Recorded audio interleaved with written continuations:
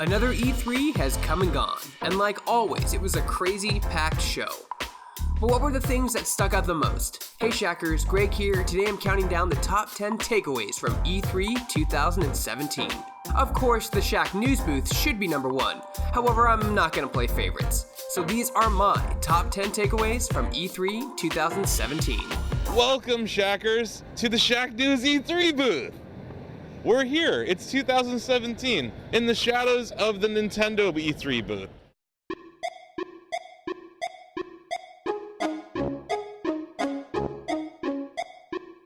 Although I had appointments for most of my interviews, I couldn't help but notice the attendees stuck in lines for hours. From 10:30 through 11 a.m., some lines were already capped for the day, mainly the Nintendo line. I'm hoping next year, people who purchase tickets will actually have a chance to try more than one game per day. I mean, the atmosphere is fun, but people want to play games that aren't out yet, and the lines were out of control. Here's hoping that next year the gaming studios will have more stations or implement a ticket system so consumers don't have to waste 6 hours per day to play a game demo for 10 minutes.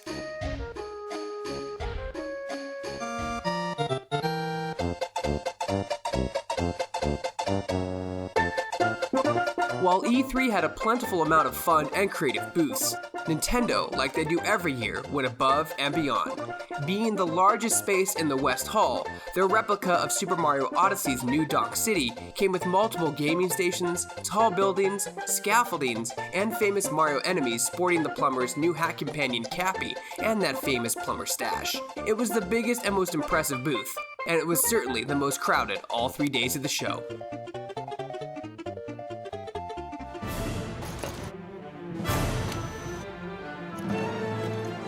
While the majority of the show, companies announced great things, some things were left unannounced or left out, like Microsoft's HoloLens. However, the biggest culprit was Sony, announcing nothing new at their press conference that they didn't show last year already. Rumor was that the Final Fantasy VII Remake and the Resident Evil 2 Remake were supposed to be shown at the Sony press conference. However, they weren't, and it was confirmed that Sony's hanging on to these gems until 2017's PlayStation experience. It was just kind of a letdown, and makes E3 seem a little less useful each year. I know I wasn't the only one disappointed that these games weren't shown at all. One of our writers, David Craddock, was pretty upset. Lynn, you're angry? You darn tootin', I'm angry! I have never been this angry in my entire life!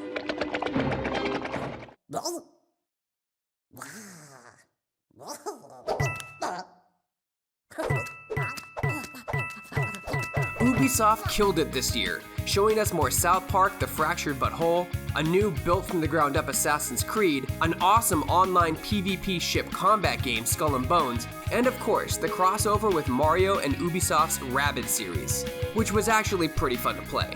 Gone was the awkwardness of past Ubisoft press conferences. We saw new IPs, revamps of our favorite franchises, and updates on titles we're excited for.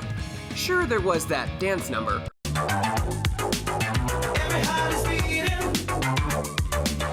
but it was for a game Just Dance, so it was acceptable. Ubisoft, I'm really looking forward to all of your titles this year.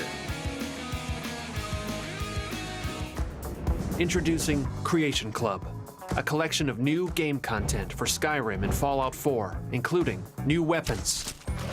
Having a studio charge for mods is an extremely gray area. I mean, on one side, you have a community that loves your game so much, they create mods to improve the experience. On the other hand, the game is not the community's property, so does the company have a right to charge for mods? Do the modders get a cut, or does Bethesda take it all? Creative Club is a sensitive topic, but paid mods you buy through Bethesda while the community that makes them doesn't see a dime, it doesn't seem like a good idea. Here's hoping that Bethesda shines some more light on the Creative Club program in the future.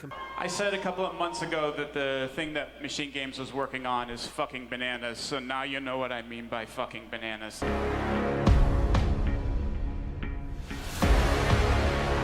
Microsoft's lineup of software was impressive. Yes, the Xbox One X may be a dumb name, and the $500 price point may be a bit high. However, they're giving you so many ways to play. Xbox One, Xbox One S, Xbox One X, and PC allow you to play on 4 different platforms. Most notably, the PC with crossplay is great, meaning you and your friends will never be shackled to a platform. And the exclusives are in abundance this year. Sea of Thieves, PlayerUnknown's Battlegrounds, and State of Decay 2, to name a few, will never see their way on a PS4 or PS4 Pro. It's the bump the Xbox needed, since PlayStation was outselling them tremendously. They gave consumers a reason to buy an Xbox in the future.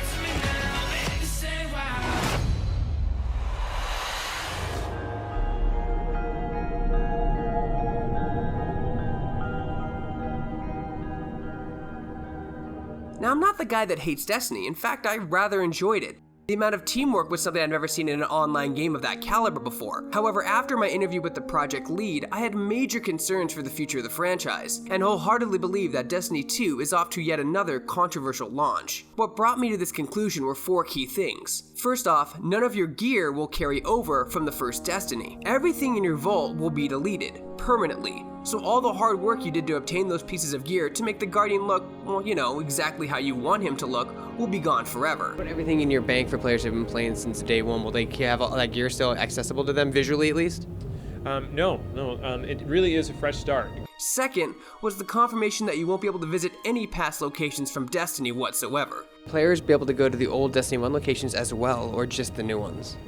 All new destinations in Destiny 2. Seems like a waste. Bungie is developing this huge, massive world, and to just toss most of it aside seems like a squandered opportunity. I mean, maybe Bungie could have done something like revamp the old areas to reflect the invasion, like Blizzard did in World of Warcraft Cataclysm. Third was the announcement of the game finally being on PC, which is great, but without crossplay? I mean, I guess it makes sense. Keyboard and mouse versus controller is an unfair advantage, but again, another wasted opportunity to increase your player base. If you have a PC and your friend has an Xbox, can you play together? No, we don't support any crossplay. And finally, was the confirmation that Bungie is never going to do ship-to-ship combat. Space battles, is it happening? No, we have no plans for space battles in Destiny. No. We have no plans for space battles in Destiny. What a downer. If the only thing they learned from the first Destiny was to do more in-game storytelling and add a find group feature, I worry about what the future holds to the franchise. Of course, if you like Destiny, it's more Destiny, which is great, but I just wish they would have listened to the community a little bit more on certain things. No, we have no plans for space battles in Destiny. Smithies, are they booing me? No, they're saying Boo earns. Boo earns. Are you saying boo or boo earns?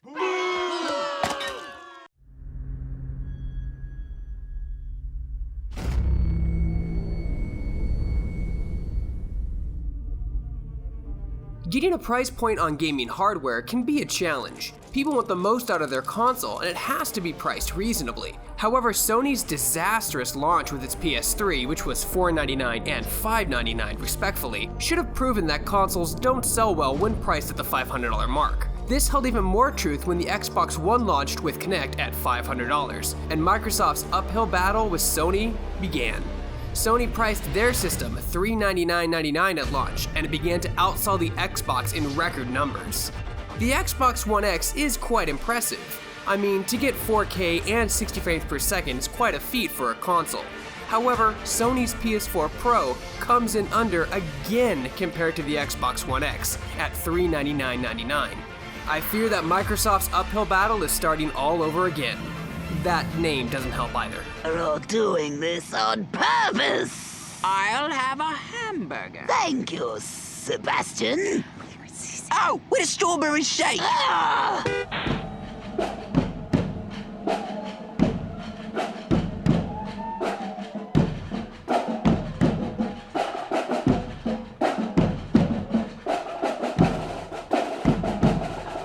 Almost every press conference nailed it this year. Aside from the technical difficulties of the Sony stream, these companies gave us what we wanted, exclusives and games.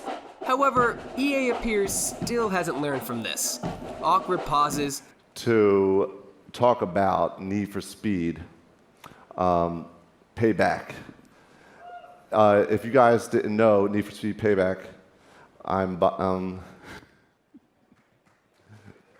and missed high fives made this press conference cringeworthy. I'll never be able to do that again in my life! Maybe next year EA will hopefully learn to do well, like every other press conference did this year. Just give us games, games, and more games. He just disabled a moving truck with a grenade while jumping off a horse. Incredible.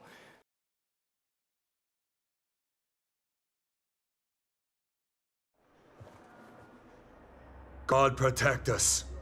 You've got a leech in the hospital. Yes, my hospital. My mission is to heal while you go about warring. You've set the table for a snake.